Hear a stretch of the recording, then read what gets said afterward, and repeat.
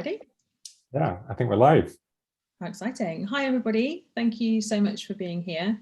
As hopefully most of you know, my name is Sophie Medlin. I am a registered dietitian and the Head of Nutritional Research for Heights. And this evening, we're really excited to be able to bring you our first Heights for Professionals evening. So we want to really share with you and put across the product development journey. I want you to try and understand, or be able to understand by the end of it, what went into our products, but more importantly, how to look for integrity and quality in nutritional supplements. And obviously, we're going to use the Heights journey to illustrate that to you. And I think that will be really useful and insightful for you for lots of different reasons. But I hope that it will inspire lots of people also to join us in product development, which is an important thing to me, because as Joel will illustrate with the next slide, the industry is currently the absolute Wild West in terms of quality. So me and Joel earlier on were talking about which one of us is which one person in here, but I don't think that matters so much as saying that ultimately the nutritional supplement industry as it stands is very poorly regulated. The regulation that there is only really around marketing claims and what you can and can't say, as opposed to the quality of the product or what you can or can't put inside a pill or a sachet or anything else. The other thing to remember is that anybody at this point can put anything or can start a nutritional supplement company. They don't have to have any nutrition advice or expertise whatsoever. They can just go to a manufacturer with an idea and get it out there. And we'll talk a little bit about that process and what's a better way of doing things rather than that way around as we work through the slides. So I'm going to tell you a little bit more about my background, which will hopefully help you to understand how I got into this area. So I started out my career, as all dietitians do, in the NHS. Probably worth pointing out for those of you who aren't nutritionists or dietitians, that dietitians are like the medical nutrition people, and nutritionists who are registered nutritionists or have done a degree in nutrition are excellent advisors for this kind of product as well. So you want a registered nutritionist or a dietitian to work in this arena. Nutritional therapists have some education around this kind of thing as well. I started my career in the NHS, as all dietitians do, or the vast majority of dietitians do, looking after patients who had complex colorectal. So most of my patients have had bits of their bowel cut out for various different reasons, including cancers and IBD and things like that. And so when you learn a lot about short bowel syndrome, so when people have had bits of them cut out for different reasons, you learn a lot about the absorption of nutrients, sites of nutrient absorption, how to supplement people who are not getting enough of those nutrients. And I also did a lot of work looking after people who had to have intravenous nutrition. So you also get good at prescribing nutrition to individuals and understanding what their needs are likely to be on a macronutrient and micronutrient basis. I then worked in academia, so I was a lecturer and researcher for 5 years, most recently at King's College in London, and that gave me the opportunity to really hone my research skills, so understanding how to spot quality in research and look for the body of literature that's required to be understood in order to make a decision about these kind of things that we're looking at today. Now I run a business called City Dietitians, where I see patients regularly still and do lovely consultancy for companies like Heights as well as others, and do all sorts of other things in this arena too, which makes me very happy. And I'm going to leave Joel to introduce himself, because I've told him before I don't know anything about him. That really hurt, Sophie. And how long has it been? About 2 years? I didn't quite mean it like that. I think it's maybe 3 years now, Joel. Yeah. Wow, time really flies. So hi, I'm Joel. I'm one of the co-founders of Heights. So I wanted to, I guess, talk a little bit about my background and I guess where it has relevance for the conversation that we're having today. But I started my career for my sins at PwC. I was working as a consultant. I was working with technology companies. It wasn't as fulfilling as I dreamed when I was leaving university. And I ended up working in the NHS for about 6 months. And as I was saying to Sophie earlier, I hadn't actually talked about this experience with her before. But I spent 6 months, I worked a little bit in CGTs when they were thinking about how they were trying to bring more people into hospital. And I did also work in some hospitals as well when they were looking to bring in more people. And yeah, it was a really interesting experience. And I think it's been really helpful as we've started to work on Heights, understanding a little bit more about the sort of medical profession and how people interact with it once they become patients. After doing that stint with the NHS, I then have sort of moved into entrepreneurship. And I was lucky enough to be in 2 companies each building an app with over 1 million users, and kind of going through that experience, which I'll touch on a little bit in a second. It was that experience of, I guess, the stress of entrepreneurship and what it does to people when they're working really long hours, things are very up and down, what impact that can have on people. And that was the inspiration that led me to co-founding Heights with Dan.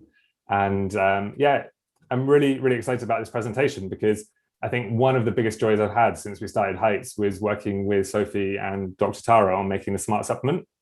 It was something that was an amazing, amazing project. And actually, you know, now that we're sort of working on growing Heights, it's like we don't get to talk that much about sort of the early days when we were kind of coming together to make it. So I think this presentation is a really valuable time to reminisce a little bit about that experience, but also to share some of the knowledge with everyone on this call.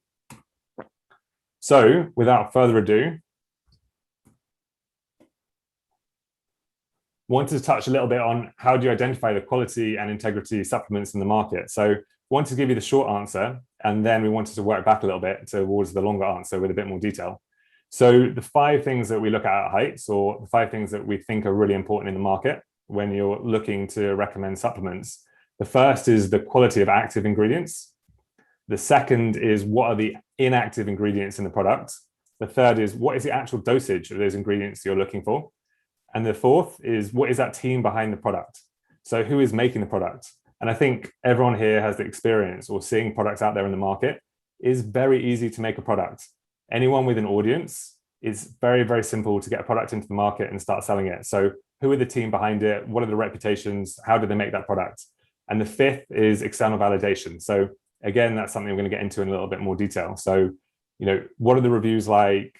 What is the testing been? What is the evidence behind it? So for us, that's a really, really crucial part of this story. So that is the really short answer. So if you only had a couple of minutes, I feel like you might have got your money's worth, but now we're going to go into a lot more detail so you can really get to grips with understanding what makes a really, really great supplement. So starting at the beginning, and I think when we were talking a little bit about how do you end up with a really, really high quality supplement, it's the strategy at the beginning. So what was the thinking behind why are you making the product? Like what is your reason for making the product? And all of these things, as we talk through how you make a product, you'll start to understand how the end product you end up with is a real reflection of where you started.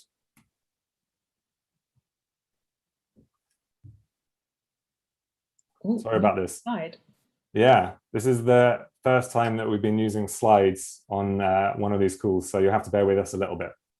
So the first thing to mention is solving a specific problem for that intended user. So I wanted to touch a little bit about my story, Dan's story, and how we got started with Heights. So as I mentioned previously, we'd started a business, we had an app, we had over 1 million users. It was really, really hard.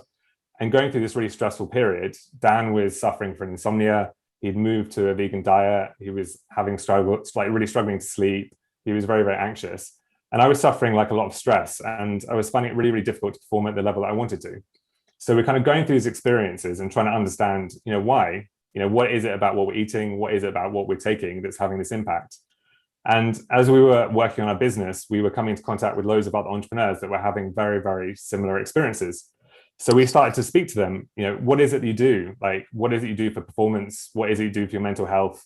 Like, we've had a lot of conversations about people's physical fitness, the performance, like what is it that they're doing for that? And like going through these conversations, we spoke to about 300 people. And what we understood from that was that really no one had any idea about what the link was between nutrition, their mental performance, their ability to be impactful in their business, and their own mental health. So we started to think about what could we do to help people in this particular situation around providing the right nutrition. So that's where Sophie came in, which is the second stage. So it's like really understanding the people that you're trying to solve a problem for. And then enter Sophie. So I would just also add to that, Joel, that working as a consultant in this field, I get companies who come to me and say things like, can you make this product suitable? Can you make a product suitable for men, for example? And my question is always, what men? What do they do? What's their lifestyle like? Men are a big group. It's like saying I want to make a supplement suitable for women. Well, are you talking about premenopausal women, postmenopausal women, women carrying babies? What's your target? And I think having a non-specific target is really, really unhelpful because it doesn't allow us as a nutrition professionals to do our job properly. And one of the really crucial things about our job is understanding what the dietary habits and patterns are like of that intended end user, so that target customer. And of course, there is huge variation in this, But we also see some trends. So for example, with the interviews that Joel did, we understood much more that lots of people were moving more towards a plant-based diet. Lots of people had removed dairy from their diet. Lots of people were reducing the amount of kind of fresh food that they were eating and relying more on convenience foods because they were working in high pressure jobs. So we actually had a really nice picture of what people's dietary patterns were like and what their habits are likely to be like, with which information we can then look to make some predictions about which nutrients they're likely to benefit from the most. The challenge that lots of companies have, if you don't go around this the right way, again, just to reiterate, is if you say, make this suitable for everybody, you're really targeting nobody. And that's a very difficult position to put a nutrition professional in. It's also not a helpful place to be starting because you just don't know where to begin with that kind of research. So we really need to have a good understanding of what the target population's general dietary habits are like, because that really, really helps us to hone in the product. It's really, really important that the company that you're working with allows you as the nutrition professional to lead on that research. So it's, again, very difficult when companies come in with a very fixed idea of what they want to do, or they already have a product and they want you to retrofit it to a community or to a group. Again, I've had that before with white label products and gummy products and all sorts. So you need to have that free reign to do that research. And that first sort of set of research is a long project. It's not like, okay, I'm just going to do some research and send you some PubMed links tomorrow. It's a deep dive into the literature for solving that specific problem. What is an effective dose? What's going to work? What's the literature saying? Is there any real exciting innovation in the area? So we really need to be working on allowing the nutrition professional to have free reign to explore it entirely before they come up with a solution for the founders, for the people who are trying, for their clients, essentially.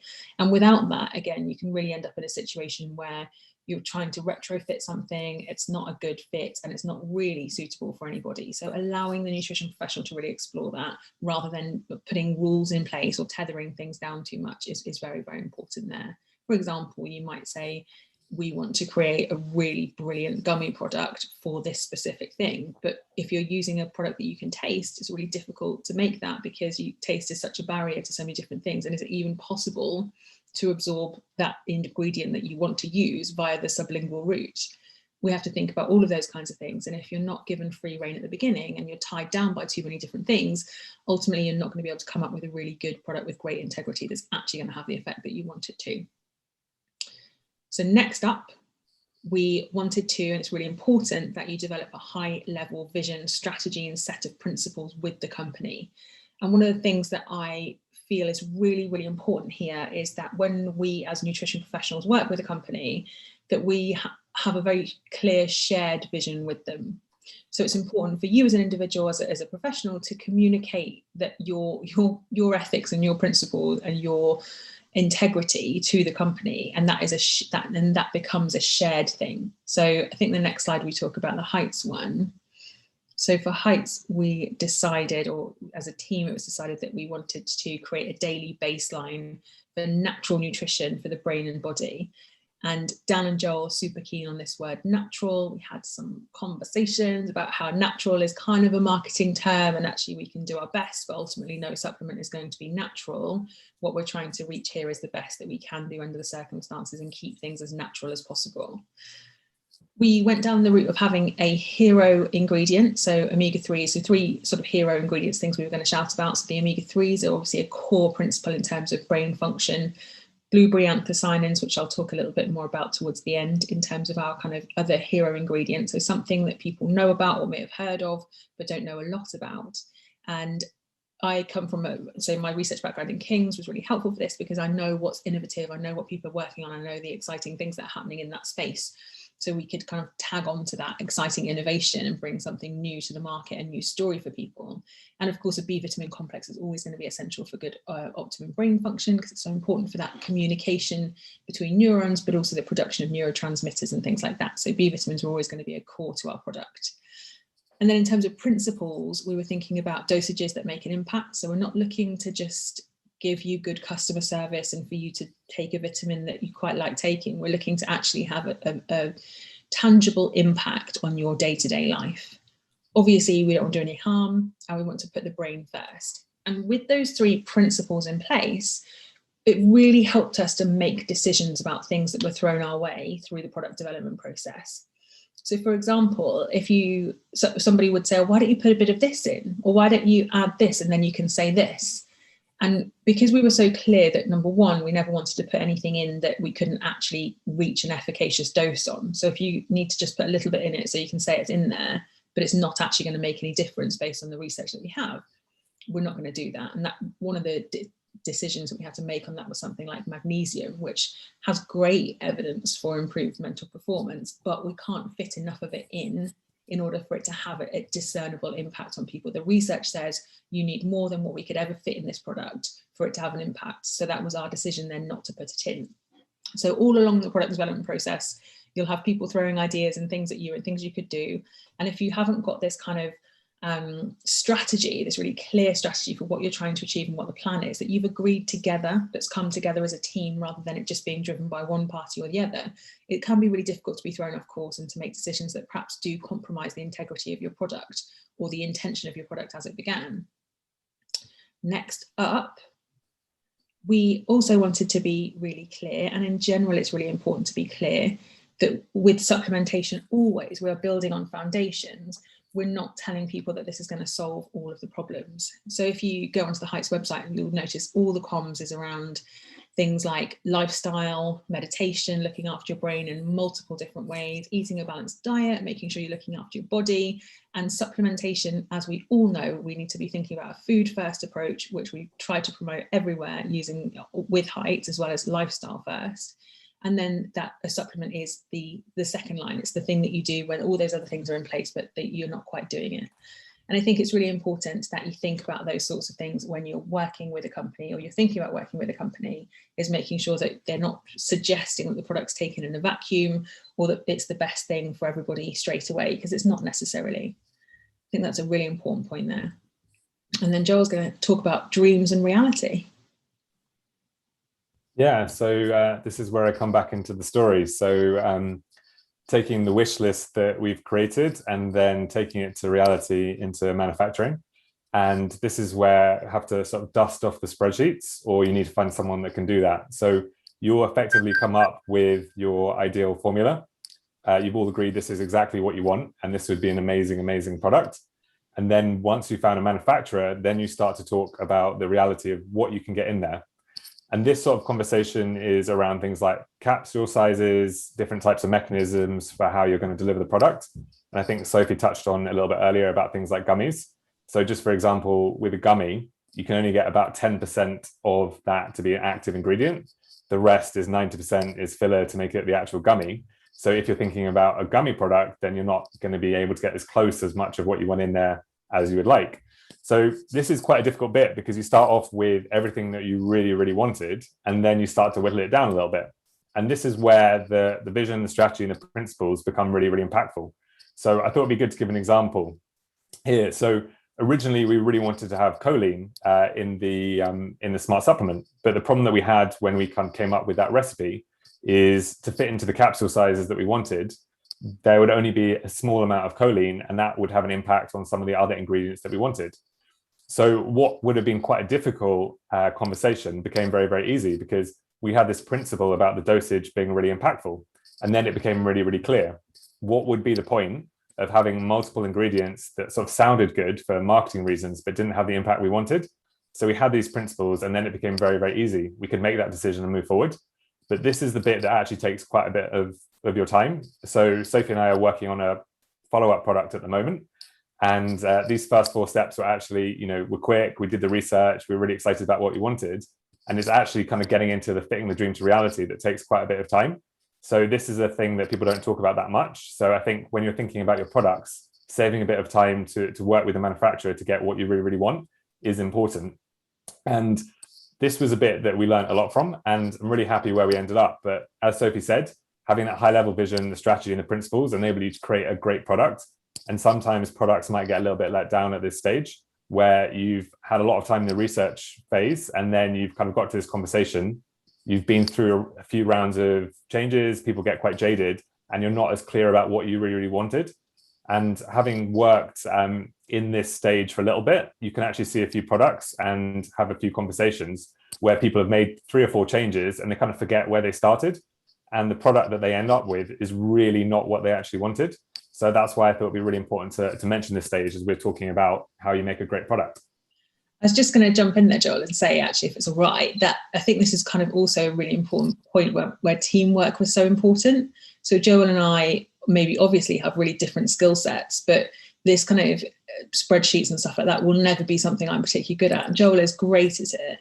But it's also really important that at that point to think about the fact that when you take these things to the manufacturer, often the manufacturer are the people who are trying to set you off course, and they're not trying to be bad. They're just used to people who aren't kind of fixed on what they want to do. They're used to having people who don't really know very much about nutrition, who want to just create a product that they'll be able to sell that's got good marketing. And I think that's again where we had to be super strict on our principles, but also where me as the nutrition professional in this journey and in any other journeys that you go on is so important, because the manufacturer will say, well, you need to drop that down, or you need more of this or less of this. And if you're not sure about what doses are still going to be effective and what the research is saying, you can easily make a compromise that actually really compromises your product and means that it's not going to have the effect that you kind of wanted it to have.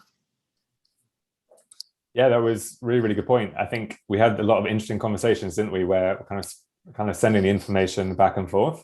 And I think this is the part that people do underestimate, is that once you've been through your 4th iteration, a suggestion from the manufacturer about how you can finish the process, it does feel like that would be a really, really good way and a nice way to finish off the conversation. But I say sometimes, and I think it is really true, to make something really good, it's hard work. You really have to put in the rounds. And I think this is where it can be impactful. For sure. So I guess taking us back to the framework. So what we wanted to do is give you the short answer up front. Then we want to talk a little bit about the process. And the reason we want to do that was for people to have a deeper understanding of what it takes to actually make the product. So then we can start to identify where it goes wrong. So with a bit more understanding of what some of the issues are around creating the product, is a little bit easier to see downstream where things can go wrong. So we're now going to cover off some of these different parts one by one.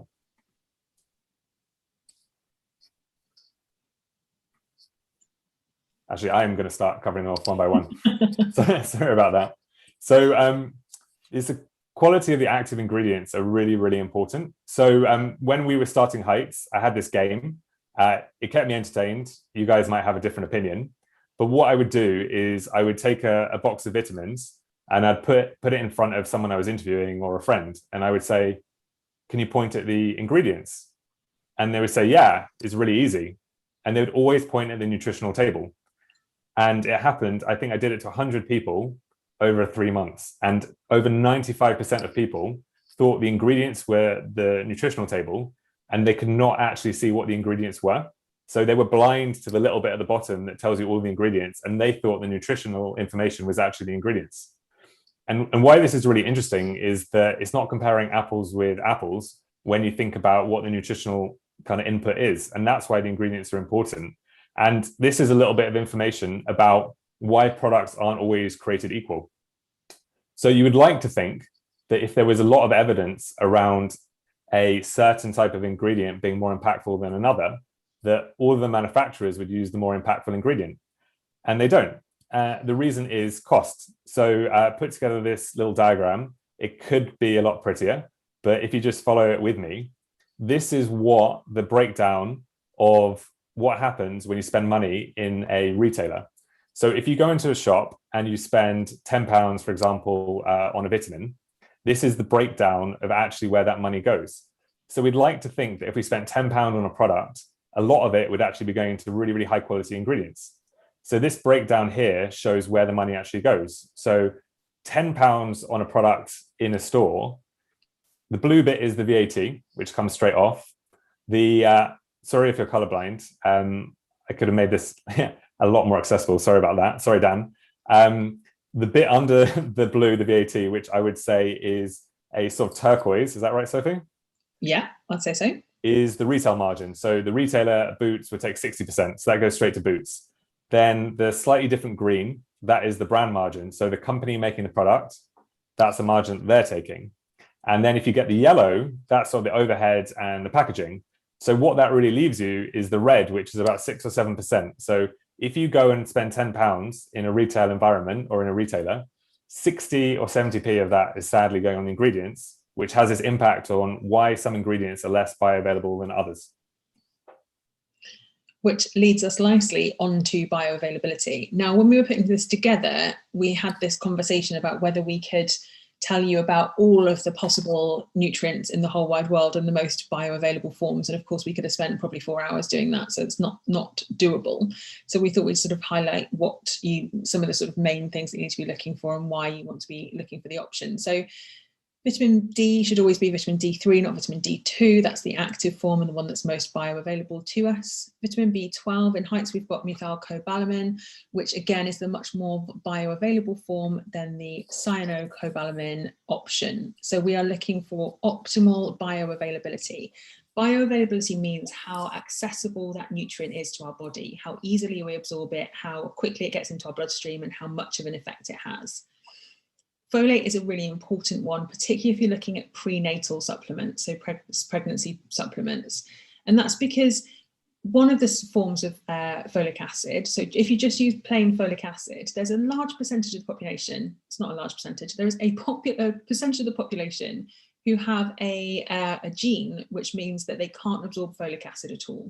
So if you use the active one, the 5-MTHF, which is the one that we can use in heights, that is accessible to everybody, even those who have the gene defect that stops them absorbing folic acid. So again, any prenatal supplements that are using just plain folic acid is not going to be absorbed by every woman, and that's obviously a huge risk for some population groups. In terms of iron, most people will be aware that iron can have really nasty GI side effects. So it can cause constipation and abdominal pain and all sorts of problematic things, which of course, again, for pregnant women and elderly people, for example, that is particularly problematic. We use a branded form in heights called Ferrinyl, but the thing you really want to be avoiding is ferric iron. So ferrous iron is more accessible to the body, but again, there are multiple forms of ferrous iron, some of which are far more constipating and have far worse GI side effects than others. So it's worth doing your research around that and checking things out, particularly if you are working with people or you're trying to design a supplement for anyone who has any GI problems. In terms of vitamin A, retinol acetate is what we use, which is the active form, the preformed vitamin A. And normally, or in the past, you've only been able to get that from animal sources. Unfortunately, we've found a vegan source.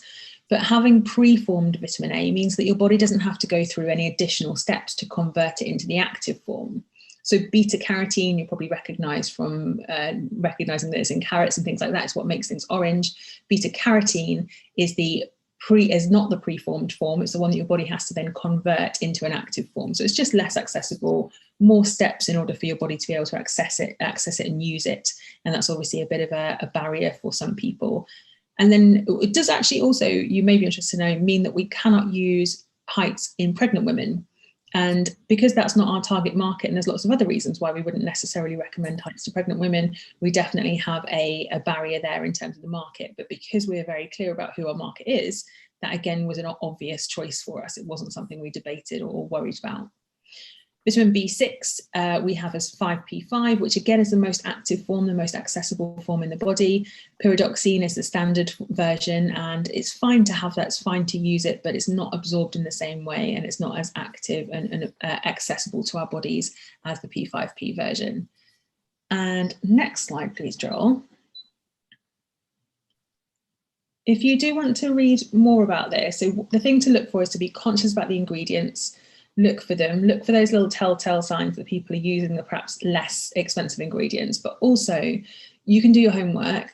There is a fantastic website, the NIH website, which is actually a US site, but on there is sheets for healthcare professionals, which cover every nutrient you can think of, the doses, which presentation is the best one in terms of which is going to be most bioavailable to your patients. It also has on there safe upper limits, which we'll talk a bit more about in a minute, and all of those kinds of things. The food sources is a really incredible resource for healthcare professionals going into this industry who want to check and double check and triple check and make sure that your ingredients are the most active form. And it's probably worth saying at this point that when you go to the manufacturers, they will talk to you about what kind of branded products they've got available, and there will be more data and more research on the accessibility of those in the body and all of those kinds of things. And ultimately, if you have the budget to be able to use a branded form, which has some evidence you can lean on, then that's really helpful to your story and your marketing, but it's not necessary as long as you've done your homework as a nutrition professional and you understand the most bioavailable form that you can use. Next, I'm going to talk about inactive ingredients. It's your favourite, isn't it, Sophie? That's my favourite bit, yeah. So I think the key, so we've talked about active, we've talked about the importance of good quality active ingredients, but then we look at a product like this, which is almost entirely inactive ingredients. So I don't know how well you guys can read this on the YouTube link, but this is a gummy supplement, which has got a massive marketing budget. You may recognize it from some of the ingredients. But the first 2-3 ingredients are sugar, then there's a gelling agent, then there is vitamin C, which is the only active ingredient in this product, so it has ascorbic acid. They then have spray-dried black elderberry extract, which doesn't have any claims, which doesn't make any promises, which isn't anything. So they lean on the vitamin C health claim on this, but it's not coming from their kind of hero ingredient at all. Then they've got sodium citrate, which we can accept, raspberry flavouring, some citric acid, which again is obviously fine. And then they're using glazing agents, coconut oil, palm oil, and also some wax for good measure. So just being conscious of particularly those gummy supplements, particularly mouth sprays, anything where there is a taste element, look out for what's actually in there. And I think the key thing, and the thing that I've really recognised through COVID, I'm sure you've picked up on this as well, Joel, is people selling things as an immunity supplement, but there's only so many immunity claims you can make. I think the 3 you can make are on vitamin D, zinc, and vitamin C. And so people who are creating a product that previously would not have had any vitamin C in it are just whacking some vitamin C in so they can make an immunity claim. Probiotic companies are adding zinc so they can make an immunity claim. It's a clever marketing strategy because it works, but unfortunately it's not particularly it's the right word. It's not particularly the right thing to do. It is a bit misleading, in my opinion.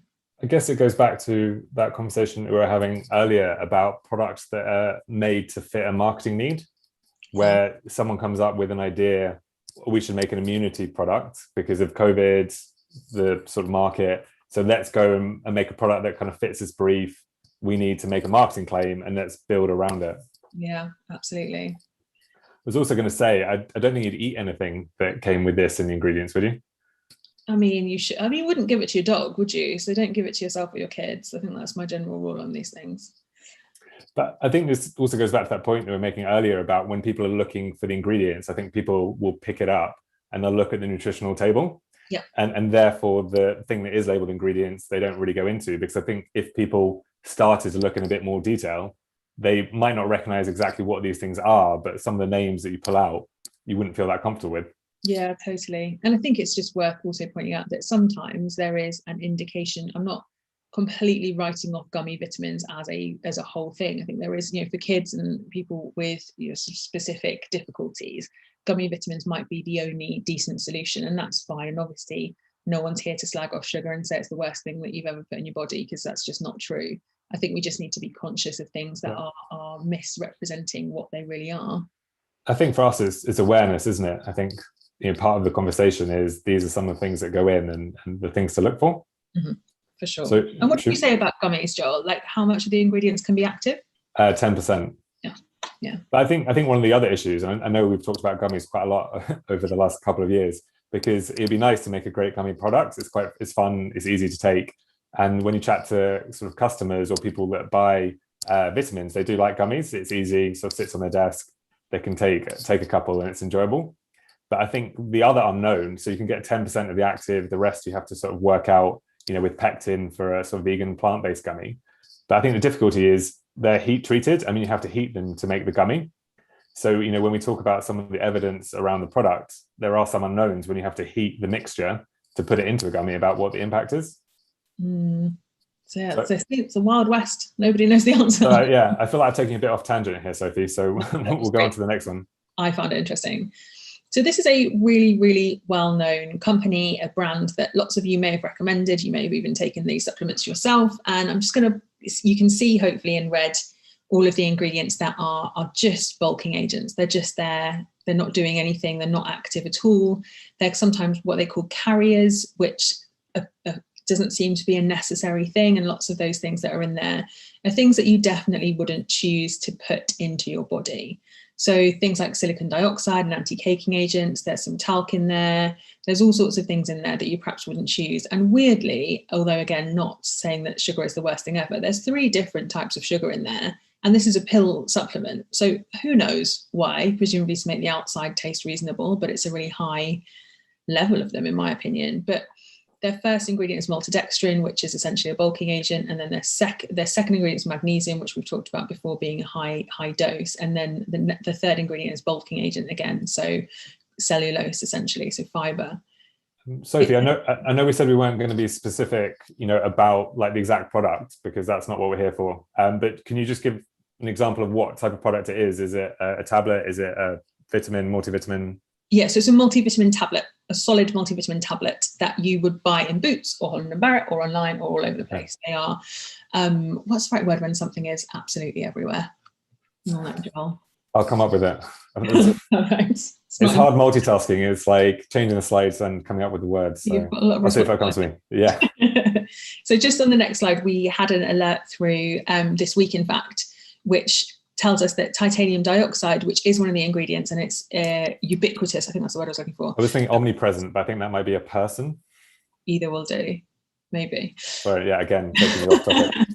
So titanium dioxide is used as a colouring in multiple different products. It's wild to me that they need to be coloured in the first place, but it's used in lots of different products. And we've had this EFSA information through this week saying that titanium dioxide is no longer safe when used as a food additive. So this point really is just to say, be careful, be conscious of labeling, look for those ingredients, but also be aware that these things change rapidly. And companies, like, really, we will talk a little bit more about this in a minute, but with Heights, we're so fortunate to be really agile in terms of changing things, and we don't put any of this stuff in anyway, but it's really important to us that we're agile with being able to change ingredients. But I would question how quickly and whether these products in particular are going to be pulled from the shelves all over the country and all over the world while they're taking the titanium oxide out. I doubt it very much, and I'm pretty sure that will be present until the sell-by days are gone, but that's not something that we would find acceptable within Heights. It was actually interesting, because I know we're not talking about brands, but in terms of changing the formula. So I was quite surprised to hear when we started that a very popular effervescent tablet brand, the recipe was about 60 years old, where people think it is quite modern in the way that the tablet goes into the water. And it is interesting because there is a very slow rate of change. So the science does change, but the products change a lot more slowly. For sure. I guess maybe that takes us on to our next. Oh, it doesn't actually. Sorry, Sophie. It was nearly a seamless link. Yeah, we'll get there. To think about what to look for. Take your active ingredients out of the list, and what's left. What are those things? Do you recognise them? Are they things that you think are probably fine, or are they things that you're thinking, is that actually something that I want to be putting inside myself or inside my patients, and all that kind of stuff? So keep an eye out for what I've called here controversial ingredients. So palm oil is obviously ethically controversial and something that some of your patients may have a problem with. Again, Joel, we've had to work quite hard to keep palm oil out, haven't we? We've had a few questions about whether we need to use something with palm oil over the time, and we've been very clear that that's not something we want. A large proportion of our client base is vegan, and obviously lots of people are vegan for ethical reasons and environmental reasons, and palm oil is obviously disastrous for the environment. I can say officially there is no palm oil in the products, and we don't intend to put any in there. If I needed to say that. Yeah, we do get asked a lot as well, don't we? Yeah. Is there any palm oil? And we have to be very clear. There is no, and there will never be any palm oil. Perfect. You heard it here first. And then obviously waxes shouldn't really be going into our bodies, not good for us in general. And talc, again, I mean, no one really wants that kicking around in their bodies unnecessarily. And again, we are talking about small doses, but obviously they add up. And if it's something that you're recommending to your patients to take every single day, would you sort of put those things on their counter and say, yeah, add these to your food every day? Or would you be thinking that's probably not the best thing for their health? And now that was our seamless link. Seamless, yeah. So lots of you will be aware that DRVs were they were made up in 1991. This is what a computer looked like in 1991. The internet, what was happening with the internet, the World Wide Web, the internet was released to the public. And I think it's really pertinent just to point out how different our lifestyles are, how different our lives are from 1991 to now. And of course, the studies that were done to reach those DRVs are significantly older than that. Just of note, just to illustrate this point, DRVs, when they were published, they didn't produce one for vitamin D because it wasn't thought at that time that vitamin D was necessary from food. The thought was that everyone got enough from the sunshine, there's nothing to worry about. And vitamin D was only thought of as being important for bones at that point. So the only research, the only thing that we looked at with vitamin D was rickets in children. There was no information about vitamin D in the immune system or any of these other things that we now realize how important it is.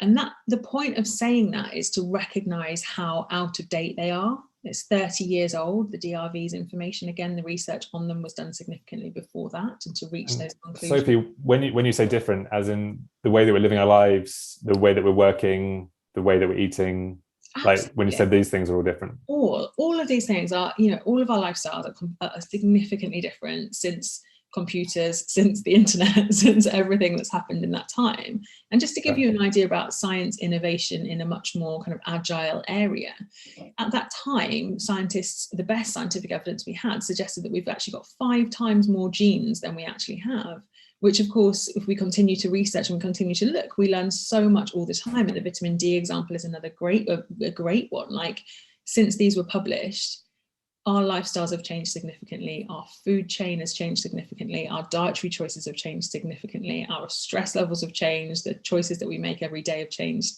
hugely. And our requirements, our understanding of science and basic needs has changed a lot.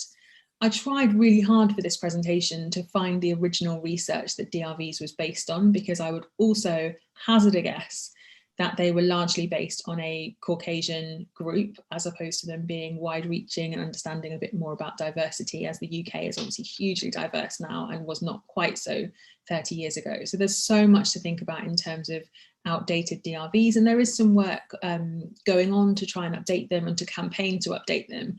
And I can't think of anything that we need to sort of put pressure on more in terms of improving our public health and making better recommendations.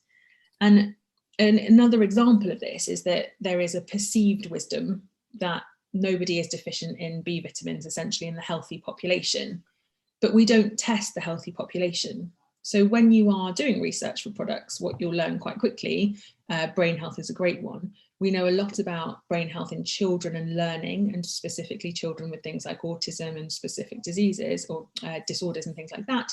We know a lot about brain health in things like Alzheimer's. We know about when it goes wrong or isn't normal, average, but we don't know so much about healthy people because we don't test healthy people. There's no funding, there's no budget to go out and test hundreds of thousands of healthy people for their vitamin and mineral levels. That data is just not accessible, and that research isn't done. So there's I was going to say, Sophie, I think that was one of the things I found most interesting when we kind of started moving into this sort of industry and starting to learn. Like you say, there is no research, like you would think, okay, people are thinking more about, prevention, how do we live our best lives? We're busy, we're stressed, we're doing all these different things. And it was kind of seemed mad that there wouldn't be like a body of evidence about like, how do I live my best life? And there just wasn't. There's no scientific interest in making healthy people healthier. I don't really mean interest, I mean budget. There's no budget for making healthy people healthier, which is kind of understandable when we're fighting fires and we're on the NHS model. But ultimately, there is a huge appetite, excuse the pun, for people to understand more about their bodies and know what's going on. So the DRV of B1 and B2 are really, really low. And there is an assumption that vitamin B1 and B2 deficiencies are very rare, but we don't test for it. So in literally one document, it will say, we don't test for vitamin B vitamins in the healthy population. You shared that with me earlier, wasn't it? The thing that you shared, which was there is no shortage, but we don't test for it. Yeah, we don't test for it, but no one's deficient. And that astounds me.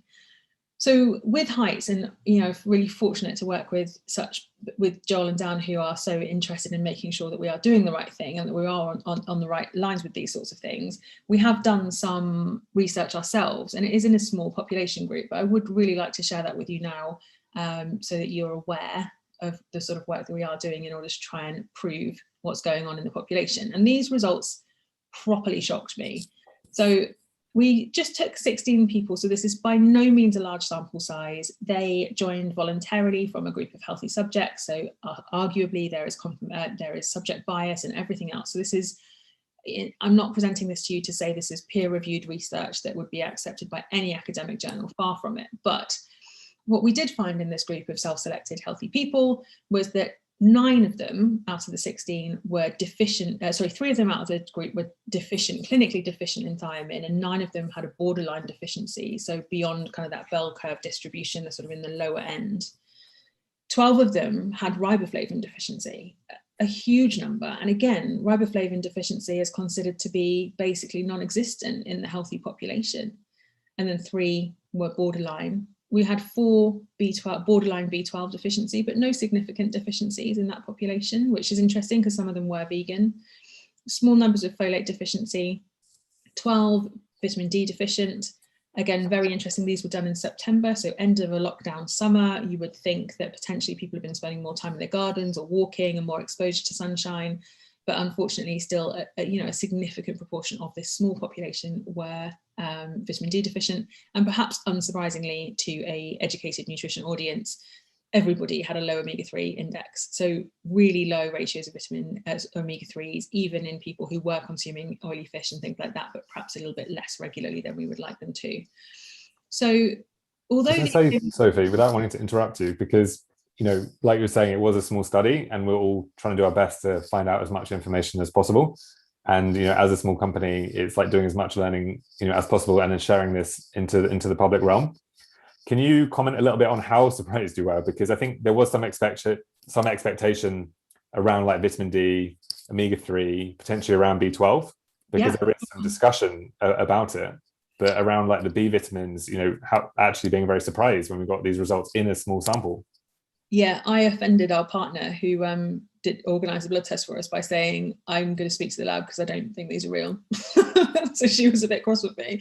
But I was really, really shocked, particularly on the riboflavin. I mean, when we think about sort of symptoms of riboflavin deficiency, you are thinking about some of these brain health parameters. So things like struggling to concentrate and mood changes and things like that. So, you know, if you think about yourselves or the general population, maybe that is something that's happening much more often.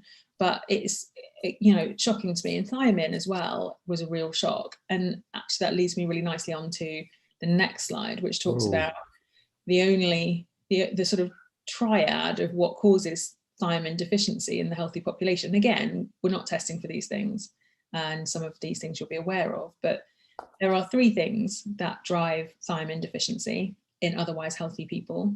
And it also looks a lot like what we've all been dealing with over the last year, I would suggest. So the pandemic recipe is the same as a thiamine deficiency recipe: too much alcohol, too much coffee, and too much stress. So we know that actually these lifestyle factors, which have become ubiquitous, yes, because I remember the word, I'm going to keep using it, have become ubiquitous with modern lifestyles.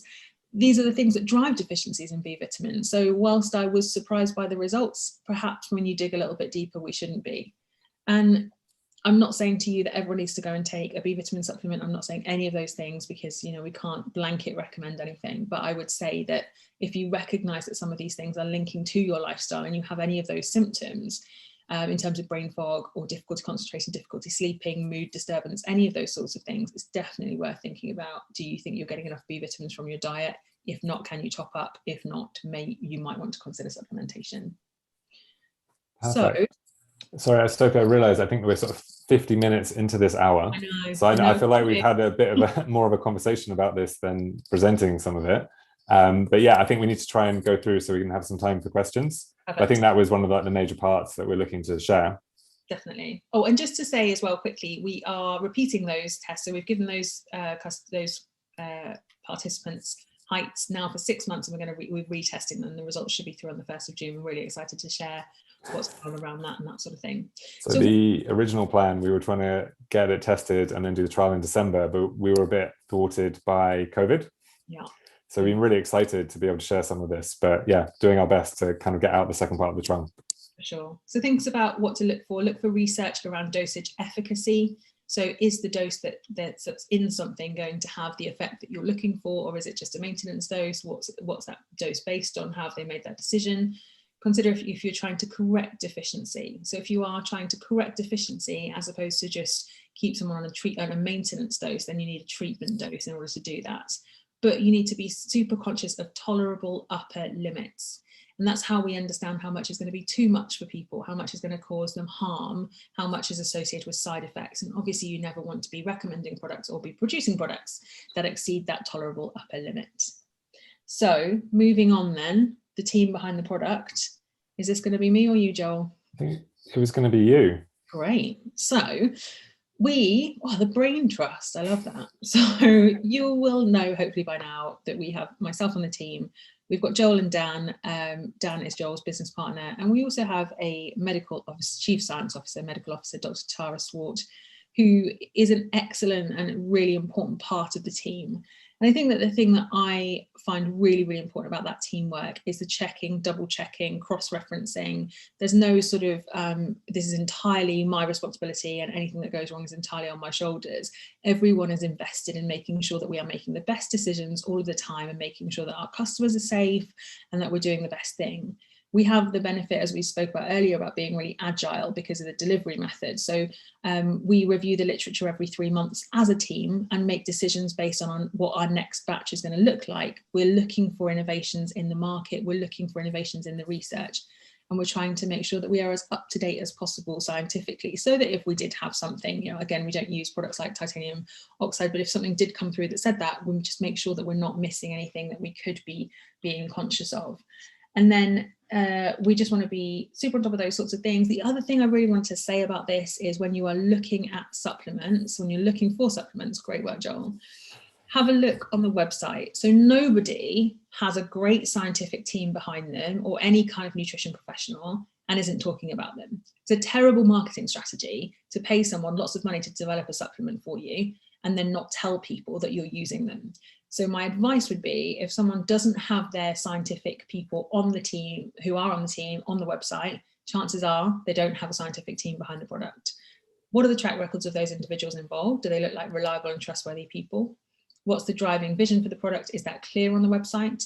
And also we want to be looking for things like transparency of process, maintaining integrity and innovation. So are they on top of the literature, or is this something like the product Joel was talking about earlier that's been produced 30 years ago and hasn't been updated since then, or something that's produced 10 years ago and hasn't been updated? Because obviously nutrition is a young research field and it's constantly changing and developing, and missing innovation and possibility to keep on top of things is such a shame. Ooh. Your favorite? So the last thing we're going to talk about is external validation. There are lots of different ways that you can look for this. Obviously, some things we are focused on in terms of customer reviews. So what are the customers saying? Are they happy? Are they having the outcome that they are looking for and that they're paying for in terms of that? And if you have direct connection to the customers, that's really helpful. If you imagine you pick up a bottle of vitamins from the supermarket, are you going to go straight to the manufacturer if you want to talk to them about it and ask them any questions? Or are you going to talk to Tesco's? How do you decide who you're going to speak to? Having a direct link to customers is really, really important to us as a company. And I think it really helps us to understand what people are asking, what questions they've got, are we keeping on top of what they want to know? And are we able to, we are able to give people individualized advice where it's appropriate to do so. We believe in blood trials, as you probably know, and clinical studies to prove efficacy of our product and prove that it's working. And I think that's a really important thing to look for when you are looking at other products. Have they proven this is going to have the effect that it's telling you it's going to have? And then stability testing and third-party testing are options, which of course, as a younger company, we are looking into and we would like to be able to move into. But third-party testing is a way of proving that what you say is in your product is in your product. And that's much more important for things like brands you'd buy off Amazon and places like that, who really are just churning out supplements for the sake of it, without you knowing as a consumer whether there actually is what they say there is in there, which unfortunately is happening more often than we'd like to think. Oh, I guess that sort of brings us to the end of those 5 principles. Sophie, is there anything that you want to say? Because I know people that are watching this, they're thinking about, what they recommend to sort of patients or people that ask them. And I know that we've talked a little bit about some of the qualities of heights, but also just some of the wider things to look out for. Is there any sort of message around how to do that in a really good way? Because I know we shared like a lot of information about what good looks like.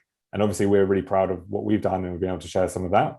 But we know that people are kind of going out there and they might be looking for something a little bit more specific, or there might be slightly different areas that they're looking to suggest products in. Is there like a broad message that would be really helpful? So number one, I would say, look for the quality of the ingredients and have in your mind a few of those presentations that you think perhaps are less good quality. So think about that side of things. Look for the active ingredients in the product and look for what else is in there. If a bulking agent is the first thing in there, then perhaps that's not going to be the best quality product that you could find.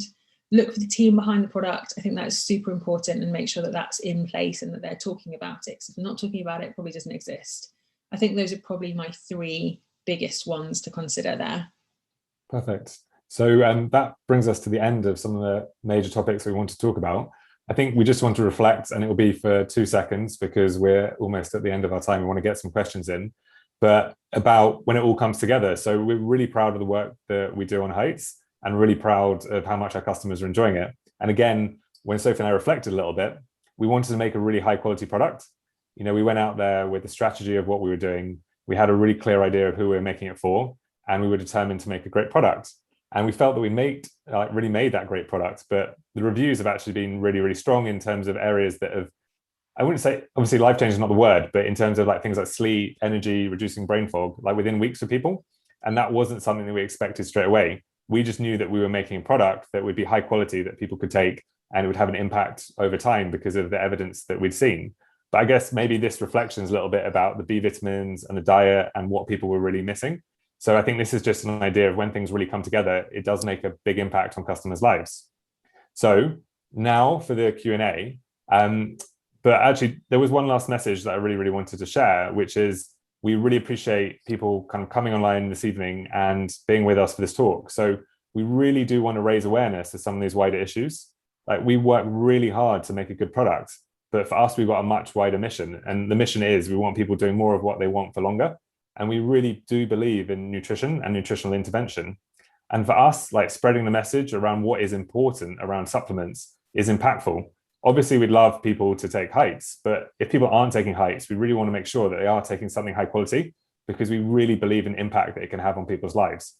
So we want to keep creating these events where we can raise awareness of some of the wider issues in the industry. So we have a survey that we're going to be sharing around both on the live chat and also over email. And we'd love you to spend a couple of minutes giving us some feedback on this event and suggesting potential future events that we can do that can really provide value for you in the job that you're doing. And anyone that is filling out that survey, we'd love to send you a box of Heights so you can try it as well. So without further ado, I'll take you on to some of the popular questions that have been asked over email before the event, and then we'll pick up a couple of questions from the live chat. So the first question, one of the questions that came up on the spreadsheet repeatedly was, what's the best vegan source of omega-3, and also how to get enough DHA and EPA. Now, there's a really interesting conversation going on in the vegan community about whether healthy people really need DHA and EPA, or whether they can just take the vegan version, which is ALA. For those of you who don't know, the vegan version of omega-3s is the ALA. We need to convert that into EPA and DHA for it to be useful in our bodies. And most people can only convert about a few percent of that ALA into the active forms, into the DHA and EPA. So the vegan community, or some people within the vegan community, have been saying that you don't need to take DHA and EPA because you can't prove to me that healthy people need DHA and EPA. But what we can prove is that when people have Alzheimer's, they are deficient in DHA and EPA. When people have things like autism and dyslexia and dyspraxia and things like that, that they generally have a lower profile of EPA and DHA. And it's my principle and the principle of general medicine, obviously recommending oily fish is something we are all comfortable with, is that we shouldn't be recommending it just for when things go wrong. We should be focusing on making sure that people, prevention rather than cure. So the best vegan source of omega-3 at the moment is algae oil. And when there's something like an omega-3 which doesn't have a fixed dose, so there's not a DRV for omega-3s, the best thing to do is look at the dietary guidance. And the dietary guidance says that you should have 2 portions of oily fish a week. What does that look like in terms of DHA and EPA, and can we get that in a capsule form? Unfortunately, we've been able to nail that with Heights, and the innovation in the algae oil field has been really rapid in the last couple of years. So we've seen a couple of changes to optimize that through our batching processes, and that's been really excellent. Really proud of how much we're able to get in there now. And I think that's probably going to make a big difference to people's long-term brain health, possibly less so to their short-term, that impact factor. Sophie, before you move on to the blueberry question, I've got a killer question here from the audience, which I know you're going to enjoy. Any thoughts on how those of us working in the NHS have to remain non-biased towards specific company recommendations for taking supplements? Yeah, it's really tricky. And even for me in my private practice, I don't recommend heights directly to my patients, or you'll notice sort of promote it on Instagram in that kind of way, because I have a bias. Like I work for these guys, I'm proud to work for these guys, and I'm very happy to share that I work with you, but I can't be saying to my patients who trust me, take this, and then secretly making money off it. It doesn't sit right with me. It's not something that is appropriate or safe. I think that the thing to do is to be aware of all of the products that are on the market and make some recommendations. So if you wanted to say to your patients, I want you to take omega-3 and B vitamins, and the patient said, I don't want to take 2 different tablets. Well, is there anything else that you can combine it together? But I think it's a challenging market, and certainly even in my private practice now, I'll recommend a few different brands of things rather than just recommending one, unless I know that's the best one on the market or the only one on the market. But I wouldn't take a backhander for that. And I do find it a ethical challenge every time I see a patient who I think you'd really benefit from heights, because it's just difficult. It's difficult for me to feel comfortable recommending it directly to my patients, because I do take money from the company, and that is a challenge. So I would say be aware of that. And I think, one of the things I was really clear about with Joel and Dan, and the same with all of my consultancy clients, is that I won't promote things on social media. I won't be using my social media platforms to do that, and I won't be recommending it directly to my patients. And I think that that's an acceptable compromise for how our skills can be used much better. Nutrition professionals aren't influencers. The companies don't really need us to be influencers. We're micro influencers most of the time at best. So actually maintaining your integrity and obviously being entirely compliant with your HCPC or your code of conduct in terms of whichever profession you're part of is really, really integral there. That was a great answer. So back to, I guess, the blueberry extracts. I know you've been really keen to answer this one, and then I'll follow up with one more. So we chose blueberry extract because when we first started the product, I was still working at KCL, and I knew that there was really great innovation in research in blueberry anthocyanins happening, mainly at that time in terms of cardiac function, but also looking at the research then in terms of which anthocyanins, which are so polyphenols are like the next thing after antioxidants. So vitamins, antioxidants, polyphenols. Polyphenols are the things that dictate the color of different fruits and vegetables, essentially. And that's why we need to eat a rainbow, because then you get all of them. And they all do slightly different things in our bodies. And blueberries are the ones that are most associated at this time with brain function. And there's some great data showing that children perform better in exams when they have a blueberry smoothie before the exam. There's some good data on Alzheimer's, and it's early and it's innovative, but we also really wanted to have an ingredient that was like a hero ingredient that people would be really excited about. People understand that blueberries are good for them, but it gives us a story to talk about, and something that is definitely evidence-based, but also exciting and innovative to the customer is obviously something that's very important. And interestingly, people don't talk about the blueberries very much at all, do they, Joel? People aren't particularly interested in them. No, not as much as we spent talking about it and researching it. I was going to mention the calls we had to the Nordic Council. So we were after the perfect blueberry to make the blueberry extract. So there was quite a lot of research and calls to the Nordic Council. There is a wild blueberry research, I wouldn't say lab, but there is a lot of research on there. So yeah, trying to get in touch with them to find our perfect blueberries, but there haven't been as many questions as we would have expected about them. But very, very happy with it as a product. Yes. Here's a good one. Bioavailability. So Sophie, question from Sue. Do you have any thoughts on how the format affects bioavailability? So the format of delivery. Absolutely. I have multiple thoughts about this. So let me talk about it generically before I talk about height specifically. So bioavailability refers to whether and how our body can access those nutrients. So there's been great innovation in terms of things like patches for delivery of nutrients now. So we can get transdermal patches for all sorts of things, including B vitamins and magnesium and all sorts of things. But there's no one knows for sure whether you're absorbing things very effectively by that route. Same as sublingual. So if you're using a spray, do you know for sure that you're absorbing as much of that as you would be in that route as other routes? And just so that everyone's reassured, vitamin D is well absorbed via the sublingual routes, same quantity of absorption as tablets. So that's good news for lots of people who are taking the vitamin D sprays. That's important. The capsule is important. So there's a big company who's probably one of our kind of key competitors who have put a gastric resistant coating onto their capsule, which means that actually nutrients that need to be absorbed in the stomach aren't released at the point where you're actually going to absorb them. And then often that capsule will also remain intact through the duodenum. And so again, that duodenum space, that first part of the small bowel, is really essential for nutrient absorption. And ultimately, if you've got a capsule that doesn't even release the nutrients until after that, you're not going to be absorbing any of them. And then the other thing to think about is fat-soluble vitamins and what improves their absorption. So with fat-soluble vitamins, of course, having a lipid source alongside them really helps with absorption. And so, yes, presentation is essential in terms of bioavailability of those nutrients. And if you get that wrong, you are inevitably going to produce a product that doesn't have any of the effects that you're looking for or any of the effects that you want it to have. And there is a suitable presentation for every situation and every patient group or client group and every nutrient, but it's not the same for every single one, and we need to be really careful about that, I think. So here's one to end, Sophie, and I know you're going to enjoy this. Should everyone be supplementing? No is the short answer. So party line is always going to be that if you eat a well-balanced diet and you maintain a healthy lifestyle, that you do not need any kind of supplementation. The problem is that our modern lifestyles and our day-to-day lives and our diets kind of chip away at that. So you end up with like if you have a point system where you're like, I'm 100% perfect every single day, and then you go, actually, I had quite a lot of wine on Saturday, so there's a few points off there. Hypothetically. Obviously, I never drink wine. And then I didn't quite get my 5 a day yesterday, so I'm here. And then the day before I ate mainly from Pret and takeaways, so I'm probably here. And then before you know it, you've got to, and also I do loads of exercise and I'm really stressed and all the other things that we add into kind of daily lives. I'm out in a highly polluted area all the time. I'm doing this, I'm doing that. We all do things that chip away at that kind of perfection every single day.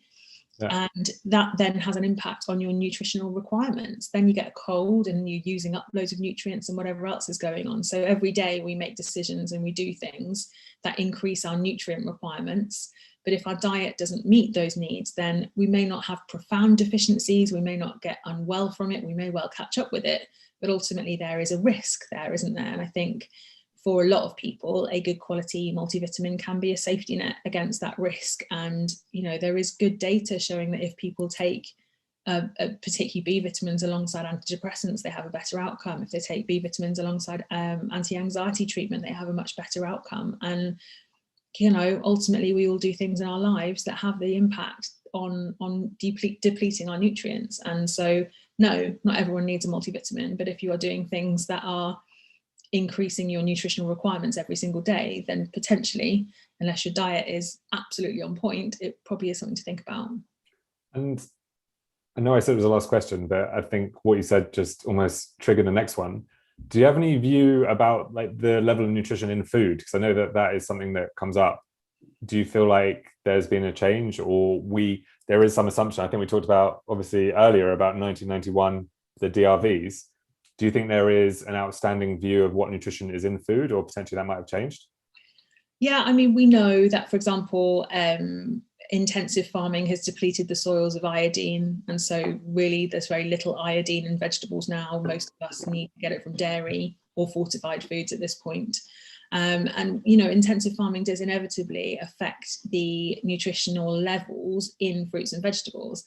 Also things like anthocyanins and or all polyphenols, and also antioxidants are pretty like fragile things. If blueberries have been sat on the supermarket shelf for not 6 months, for a few weeks, the chances of them being at their best is unlikely. So the way that we farm and the way that we shop has changed significantly over the last 30 years since DRVs were invented. But also, I don't want to scaremonger, and I don't want people to think, oh my God, there's no point in eating vegetables, there's nothing good left in them. That's absolute nonsense, obviously. But yeah, nutrition is depleting in our food because of intensive farming. And so that has an impact on what we need and what we're doing. Perfect. So I think maybe we should call it a day there, because I think we've run over 10 minutes and really appreciate the people that have stayed on for some of those answers. So I want to say two things. So firstly, thank you to Sophie for spending part of her evening having this discussion with myself and with everyone else on the call. But I also just wanted to also say again, we're learning a lot when we're making heights, and we really do want to share it with people in the field that are trying to do the best for other people. And like I said, like, the mission is to help people do more of what they want for longer, and that is a team effort. So we really want to share the knowledge. We want to share the knowledge about some of the work that we've done, but the findings that we have, so everyone can do a great job out there and make sure that everyone has the nutrition that they need. So please fill out the survey. Tell us what we could be telling you next time, or sharing what we've learned. And like, once you've done the survey, please look out. You can get a free box of heights to, I guess, trial and see what we've been sort of banging on about for the last hour. And also, please take away some of the lessons. I think there's been some amazing learnings around bioavailability, around dosages, especially around the inactive ingredients. So please, like, look out for that when you're thinking about products in the future. So thank you very much for your time. Really appreciate it. And it's been really enjoyable. I'm now going to try and stop the live stream, and we'll see where we get to. Have a very nice evening, everyone. Thanks, everyone.